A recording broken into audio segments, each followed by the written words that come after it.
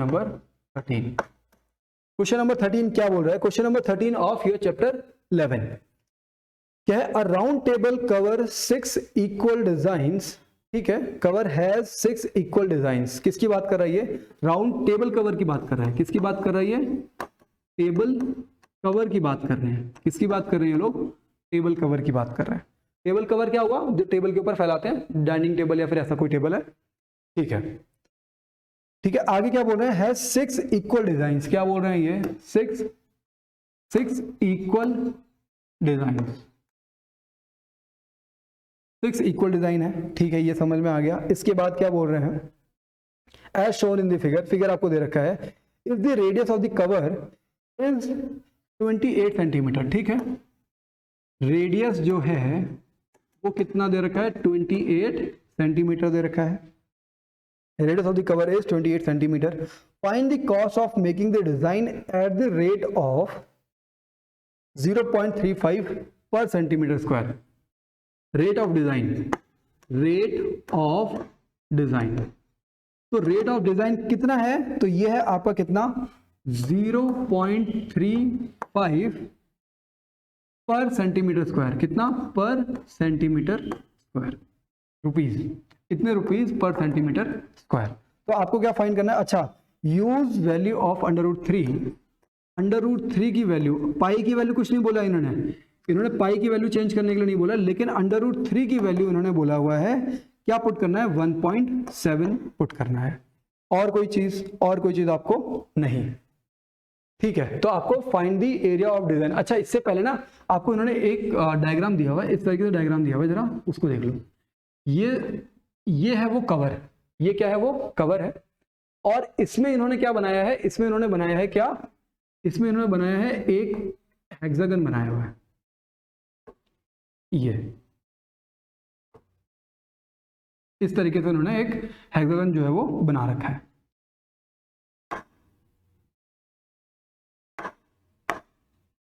कुछ इस तरीके से, दोबारा मैं बना रहा हूं इसको, ये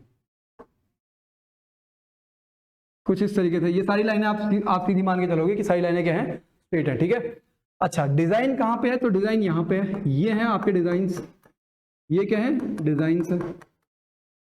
ये क्या है? डिजाइन्स है। ये क्वेश्चन, इस क्वेश्चन में थोड़ा सा आप लोगों को फोकस ज्यादा चाहिए होगा, अपना पूरा पेशेंस यहां पे आपको शो करना है, ठीक है। ये डिजाइन है, आपसे क्या पूछा हुआ है? रेट ऑफ डिजाइन ये है, find the rate of designing. क्या? फाइंड रेट ऑफ क्या? Designing price. क्या बोला उन्होंने? फाइंड कॉस्ट ऑफ डिजाइनिंग बोला, cost of design. Cost of design आपसे पूछा हुआ है और आपको ये रेट दे रखा है। तो देखो, कॉस्ट ऑफ डिजाइन कैसे फाइंड करेंगे? देखो, सबसे पहले ना आराम से इस क्वेश्चन को समझो कि हम लोग करने क्या वाले हैं। देखो, अगर ये इन्होंने क्या बोला हुआ है कि यहाँ पे ये 6 इक्वल पार्ट में डिवाइड कर रहा है, पूरे सर्कल को इन्होंने 6 इक्वल पार्ट में डिवाइड कर दिया। जैसे ये देखो, ये हो गया 1 2 3, ये हो गया 4, ये हो गया 5 और ये हो गया 6, ठीक है। तो पहली चीज तो ये समझो कि पूरा सर्कल जो था वो 6 इक्वल पार्ट्स में कन्वर्ट हुआ है, ठीक है। अगर 6 इक्वल पार्ट्स में कन्वर्ट हुआ है तो मतलब क्या हो गया कि एरिया ऑफ सेक्टर, एक सेक्टर का एरिया फाइंड करो, उसको 6 से मल्टीप्लाई कर दो तो आपको तो सारा पूरा एरिया पता लग जाएगा पूरे का। लेकिन यहां पर डिजाइनिंग जो हो रखी है वो सेगमेंट पे हो रखी है। किस पे हो रखी है? सेगमेंट पे। तो आप क्या करोगे? एरिया ऑफ सेगमेंट फाइंड करोगे। एरिया ऑफ सेगमेंट, एक सेक्टर से आप एरिया ऑफ सेगमेंट फाइंड कर दो और उसको 6 से मल्टीप्लाई कर दो और फिर उसको प्राइस से मल्टीप्लाई कर दो। जो भी आपका आंसर आएगा उसको प्राइस से मल्टीप्लाई कर दोगे। प्राइस ये रहा, पर सेंटीमीटर स्क्वायर का प्राइस ये है। तो जितना आपका एरिया ऑफ सेगमेंट आया है पूरे का, उसको आप इससे मल्टीप्लाई कर दोगे तो आपको पूरा कॉस्ट ऑफ डिजाइन जो है वो आ जाएगा। यहां पे ये क्वेश्चन खत्म नहीं होता है। क्वेश्चन में फिर ये भी चीज इंपॉर्टेंट है कि एरिया ऑफ सेगमेंट फाइंड करने के लिए आपको एरिया ऑफ सेक्टर में से एरिया ऑफ ट्राइंगल को माइनस करना पड़ेगा और ये जो ट्राइंगल का एंगल है वो कितने डिग्री है। तो 360 को 6 पार्ट में डिवाइड कर दो, तो 360 अपॉन 60 तो कितना हो जाएगा? मतलब 60 डिग्री आ जाएगा, ठीक है। मतलब कितना? 6 पार्ट में, मतलब 360 अपॉन 6। तो 360 पूरा सर्कल था, उसको 6 इक्वल पार्ट में डिवाइड करना, मतलब 360 अपॉन 6। तो आंसर कितना आ रहा है? 60 आ रहा है। चलो ठीक है, फिर यहां तक अगर समझ में आ गया ना, अब हम लोग इसको फटाफट स्टार्ट कर देते हैं। ठीक है, फटाफट जरा हम लोग इस क्वेश्चन को स्टार्ट कर लेते हैं। आपके सामने ये पूरा क्वेश्चन मैं यहाँ पे इस तरीके से रख दे रहा हूँ, ठीक है। हाँ, अब जरा हम लोग इस क्वेश्चन को स्टार्ट करते हैं। आपको पूरा अटेंशन थोड़ा यहाँ बना करके रखना है। अगर आपको समझ में आगे कि करना क्या है तो आप लोग अलग से इसको सॉल्व कर सकते हो, अदरवाइज यहाँ पे जरा ध्यान दो। हमको क्या बोला है, find the cost of design. तो हम लोग यहीं से कोई क्वेश्चन आंसर को स्टार्ट करेंगे। आंसर क्या है, कॉस्ट ऑफ डिजाइन। क्या, cost of design. Cost of design equals to क्या आ जाएगा, rate multiplied by area of segment. आ रही है बात समझ में? क्यों? क्योंकि भाई area of segment into six, area of segment जो भी आ रहा है, एक एरिया ऑफ सेगमेंट फाइंड किया, उसको 6 से मल्टीप्लाई कर दो, और फिर जितना भी आ रहा है उसको किससे, रेट से मल्टीप्लाई कर दोगे, तो आपको क्या आ जाएगा, कॉस्ट ऑफ डिजाइन आ जाएगा। ये समझ में आ गया ना? तो अब जरा हम लोग जरा देखते हैं कॉस्ट ऑफ डिजाइन। तो एरिया ऑफ सेगमेंट फाइंड करना। अच्छा, रेट कितना दे रखा है, तो 0.35 इंटू क्या है, एरिया ऑफ सेगमेंट। तो एरिया ऑफ सेगमेंट इंटू 6, इसमें हम लोगों को वैल्यू पुट करनी है। इसको मान लेते हैं हम लोग इक्वेशन नंबर 1, ठीक है। अब यहाँ पे हम लोग क्या फाइंड करेंगे, एरिया ऑफ सेगमेंट हम लोग फाइंड करेंगे। एरिया ऑफ सेगमेंट का फॉर्मूला क्या होता है, तो ये फॉर्मूला होता है आपका area of sector minus area of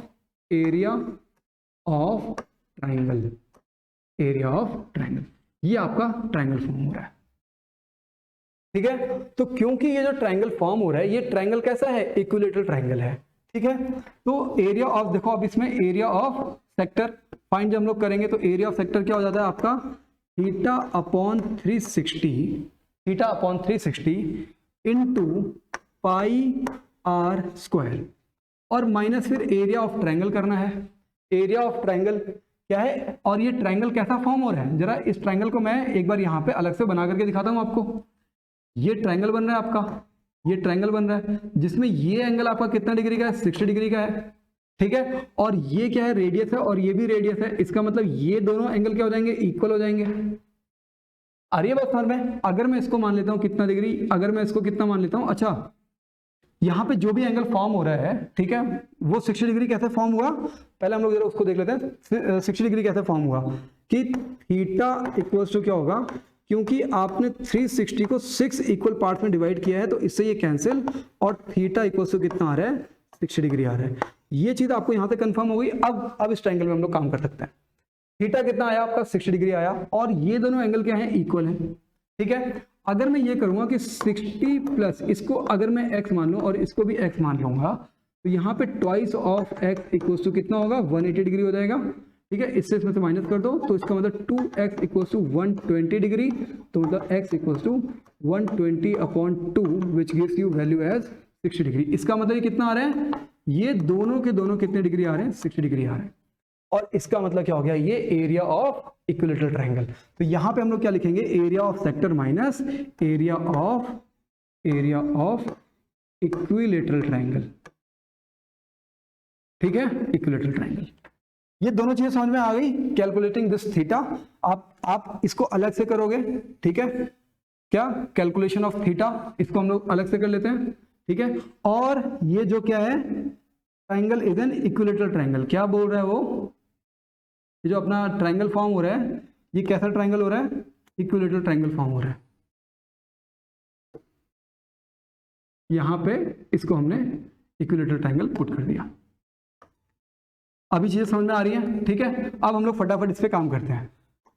theta की वैल्यू 60 डिग्री अपॉन 360 इंटू पाई की वैल्यू उन्होंने 22/7 यूज करने के लिए बोला हुआ है। रेडियस की वैल्यू कितनी है, जरा रेडियस की वैल्यू देखो एक बार, रेडियस कितना है, 28 है, 28 सेंटीमीटर, तो मतलब 28 इंटू 28, ठीक है। अब एरिया ऑफ इक्विलेटरल ट्रायंगल क्या है, एरिया ऑफ इक्विलेटरल ट्रायंगल।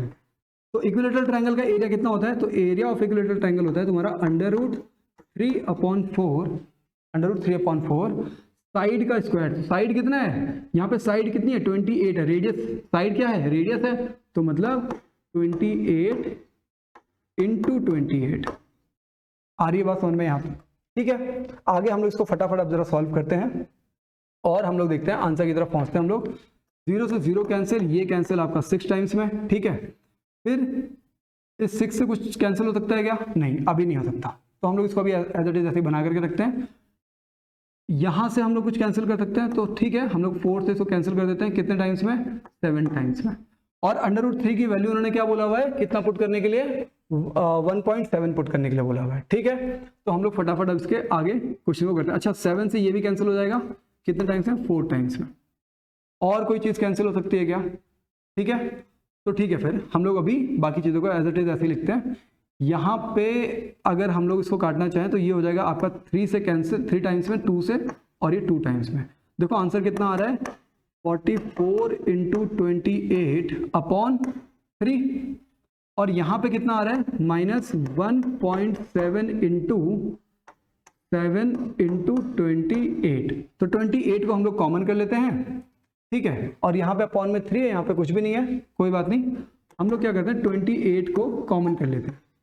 28 यहाँ पे भी है और 28 यहाँ पे भी है, तो 28 को हमने कॉमन कर लिया। इससे हम लोग इसको डिवाइड करते हैं 1 टाइम्स में, फिर कितना हो जाएगा ये 14, एंड देन 4 टाइम्स में 12 हो गया, फिर 20 हो जाएगा। तो यहाँ पे हम लोग करेंगे कितना, 6 टाइम्स में, एंड देन 6 टाइम्स में, मतलब 14.66।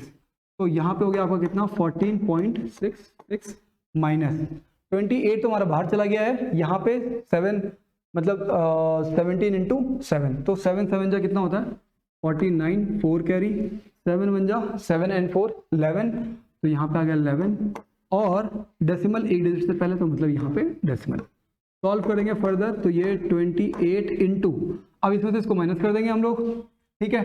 कितना आ रहा है देखो, यहाँ पे आ जाएगा आपका 6, एंड देन 16 - 9, तो यहाँ पे आ जाएगा आपका 7, यहाँ पे हो गया 13, 13 - 11 कितना हो गया आपका, 2 हो गया, तो 2.76। अब हम लोग इसमें मल्टीप्लाई करेंगे 28 का, तो 28 का। अच्छा, अभी जो हम लोग फाइंड कर रहे हैं, ध्यान रखना कि ये एरिया ऑफ सेक्टर फाइंड कर रहे हैं अभी हम लोग, ठीक है, sorry, area of sector and area of triangle दोनों को माइनस करके, मतलब एरिया ऑफ हमारा क्या आ रहा है अभी, एरिया ऑफ सेगमेंट आ रहा है, ठीक है। तो यहां से हम लोग इसको जरा मल्टीप्लाई कर लेते हैं, यहाँ पे मैं अलग से लिख रहा हूँ, ठीक है, 2.76 × 28, तो 8 6 जा कितना हो गया, 8 6 जा हो गया 48, 4 कैरी, 8 7 जा 56, एंड 4 66 कैरी, 8 6 जा 8 2 जा 16, एंड 2 मतलब 6 कितना हो गया 22, फिर यहाँ पे 6 2 जा 12, 1 कैरी, 7 2 जा 14, एंड देन 1 15, 1 कैरी, 2 2 जा 4, एंड देन 1 5, कितना आ गया 8 2 7 7, ठीक है। डेसिमल किससे पहले लगेगा, तो 2 डिजिट से पहले, मतलब 77.28, कितना आ रहा है 77.28। ये क्या आया है, ये आया है आपका क्या, अच्छा, सेंटीमीटर स्क्वायर लगाना मत भूलना, क्योंकि ये एरिया ऑफ सेगमेंट आ गया आपका, एरिया ऑफ सेगमेंट। जरा वापस आते हैं हम लोग क्वेश्चन पे, एक बार हम लोग वहां से समझने की कोशिश करते हैं।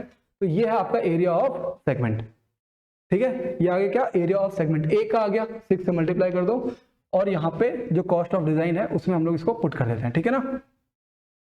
तो यहाँ इसके आगे लिख दे रहा हूँ मैं यहाँ पे कॉस्ट ऑफ डिजाइन, क्या, cost of design, cost of design कितना आएगा, कॉस्ट ऑफ डिजाइन क्या है, रेट कितना दिया है आपको, देखो यहाँ पे कितना है 0.35, तो मतलब 0.35 इंटू ये है 6, तो यहाँ पे 6 लिख दो, इंटू एरिया ऑफ सेगमेंट, तो एरिया ऑफ सेगमेंट कितना आ रखा है 77.28, कितना 77.28, यहाँ पे हम लोग इसको लिख देते हैं 77.28, ठीक है। सबसे पहले हम लोग इन दोनों का आपस में मल्टीप्लाई करते हैं, फिर 6 के बाद मल्टीप्लाई कर देंगे, तो यहाँ पे आ गया आपका 77.28 इंटू 0.35।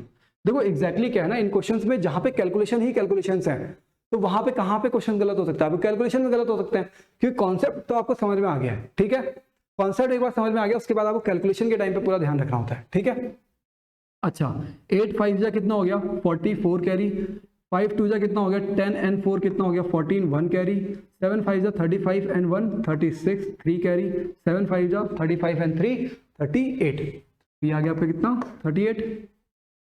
फिर 8 3 जा कितना हो गया 24, 2 कैरी, 3 2 जा 6 and 2 कितना हो गया 8 हो गया, ठीक है। फिर 7 3 जा 21, तो 21 का 1 आ गया, 2 कैरी, 7 3 21 एंड 2 23, यहाँ पे 0, 8 एंड 6 6 12 एंड देन 2 कितना हो गया 14, यहाँ पे हो गया आपका 0 मतलब 10 आएगा, 6 एंड देन 1 7 और यहाँ पे आ गया आपका 2।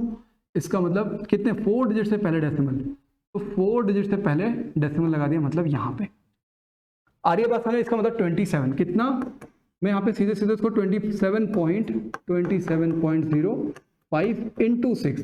अच्छा अभी आपको मैं ये बताता हूँ, जैसे आप लोगों ने अगर यहाँ तक पेशेंस रखा है ना, तो मैं आपको एक बहुत ट्रिकी चीज बताने वाला हूँ। पता क्या, कि अगर आपको बीच में कोई भी ऐसा नंबर है जिस नंबर की टेबल आपको आती है, मतलब लेट्स सपोज 3 नंबर का मल्टीप्लिकेशन होना है, उसमें से एक की टेबल मुझे आती है, तो मुझे पता क्या कैलकुलेशन इजी मेरे लिए कैसे होंगी, मेरे लिए कैलकुलेशन इस तरीके से इजी होंगी कि जिनकी टेबल नहीं आती है ना उनको पहले मल्टीप्लाई कर दो। तो मैंने उन दोनों को मल्टीप्लाई कर दिया, क्यों, क्योंकि जिसकी टेबल मुझे आती है ना वो तो फटाफट कर लूंगा, ठीक है। अगर ऐसा करोगे आप, इसको इसके साथ मल्टीप्लाई करो तो एक बार ये वाली कैलकुलेशन, फिर इसको इसके साथ मल्टीप्लाई करोगे तो दोबारा ये वाली कैलकुलेशन। बचने के लिए क्या करोगे, इन दोनों को पहले आपस में मल्टीप्लाई कर दो, फिर जिसकी टेबल आती है उसको अपने आप से मल्टीप्लाई कर लेते हैं हम लोग। जैसे देखो 6 5 कितना हो गया 30, 0 है आगे तो 3 आ गया डेसिमल, 6 7 जा कितना हो गया 42, तो 2 यहाँ पे लग दिया, और फिर 6 2 जा कितना होता है 12 एंड 4, तो 12 एंड 4 कितना हो गया आपका 16 हो गया, ठीक है। तो 162.30 रुपीज ये आ रहा है आपका आंसर, ठीक है। एक बार, क्योंकि ये कैलकुलेशंस में काफी लेंथी क्वेश्चन था, कैलकुलेटिव काफी ज्यादा था ये, तो एक बार हम लोग इसको चेक करेंगे, लेकिन अपना आंसर जो है वो लगभग सही है, क्योंकि कैलकुलेशंस में क्या होता है, जहां पे डेसिमल वाली वैल्यूज होती है ना, उसमें थोड़ा सा वैल्यू आपका ऊपर नीचे हो सकता है। 162.28 या 38 समथिंग आ रहा है, अपना 30 आ गया, मतलब आंसर जो है वो बिल्कुल सही है। एक बार के लिए हम लोग रिवीजन कर लेते हैं इस क्वेश्चन को, क्योंकि काफी लंबा क्वेश्चन है, ठीक है। आपको सबसे पहली चीज ये कि आपको ये पता होना चाहिए था कि यहाँ पे ये आपका क्या है इक्विलेटरल ट्रायंगल फॉर्म हो रहा है, ठीक है ना। तो इसलिए मैंने यहाँ पे क्या लिखा था equilateral triangle, area of equilateral triangle, ठीक है। अच्छा दूसरी चीज क्या है कि यहाँ पे हमने ये थीटा फाइंड किया हुआ है, क्या फाइंड किया हुआ है, finding the value of theta. ये क्या है, ये है finding the value of theta, क्या है ये finding the value of theta, ठीक है। और ये क्या है proving that formed triangle is क्या, formed triangle is equilateral triangle।